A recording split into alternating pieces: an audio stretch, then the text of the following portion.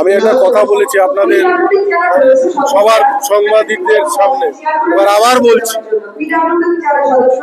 অর্জুনের বাড়িতে স্লোগান লাগানোর জন্য আমার অভিভাবক পার্থভৌমিক বলেছিলেন। আমি নিজে না যে আমার ছোট্ট একটা অনুগামী নমিত সিংকে পাঠিয়েছিলাম, সে একাই 100 অর্জুনকে কাবু করার জন্য। এবং অর্জুন অনেক কিছু আপনাদের মিডিয়ার মাঝে বেঁচে আছে বলেছিল যে যদি পুলিশ না নিয়ে আসে।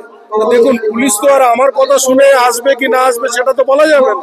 কিন্তু আমি একটা কথা বলেছি, যদি ওর বুকে জোর থাকে, আমি অন্য কিছু বলছি না, যদি ওর বুকে জোর থাকে, ও যদি সত্যি হয় কিছু নিজেকে যা বলে, তাহলে আমি একটা কথাই বলবো যে আমি আমার সিকিউরিটি উইথড্র করে নেব।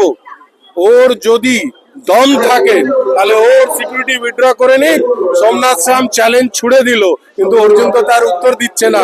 বলুন কোন দিন কবে সিকিউরিটি উইথড্র করবে, সোমনাথ শ্যাম সেদিনকে উইথড্র করে নেবে, আর মাঠে ঘাটে মোকাবেলা হয়ে যাবে।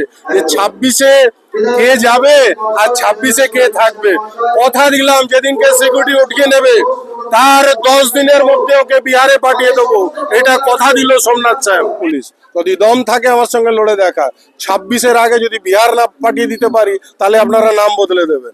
কি যে পার্থভূমি আজকে বাংলাদেশে যে কথাটা বলেছিল যে জয় বাংলা বলে নাকি আমি বলেছিলাম পেটাবো, আমি আজকে বলে যাচ্ছি যেভাবে বাংলাদেশে হিন্দু নিধন করা, দীপু দাসকে খুন করে পুড়িয়ে দেওয়ার সময় জয় বাংলা বলছে, চন্দন দাস হরগোবিন্দ দাসকে যখন কোপাচ্ছিল তখন জয় বাংলা বলছিল।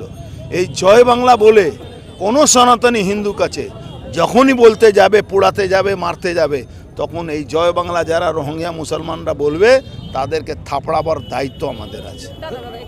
कुछ दिन से जनरल कैबिनेट एक ही बात बोल रहा है कि जिस दिन आप अपना सेक्रेटरी रिमूव कर दीजिएगा उसी दिन आपको बिहार भेज देंगे, और उन्होंने चैलेंज दिया अगर नहीं भेजा 10 दिन में तो नाम चेंज कर लेंगे अपना।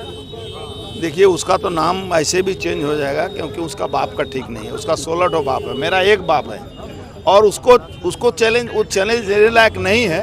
लेकिन उसको एक बात कहता हूँ कि 2019 साल में 6 महीना के लिए भागना पड़ा था उसको। हम 2024 और 2021 के बाद यहाँ हैं और यहीं रहेंगे।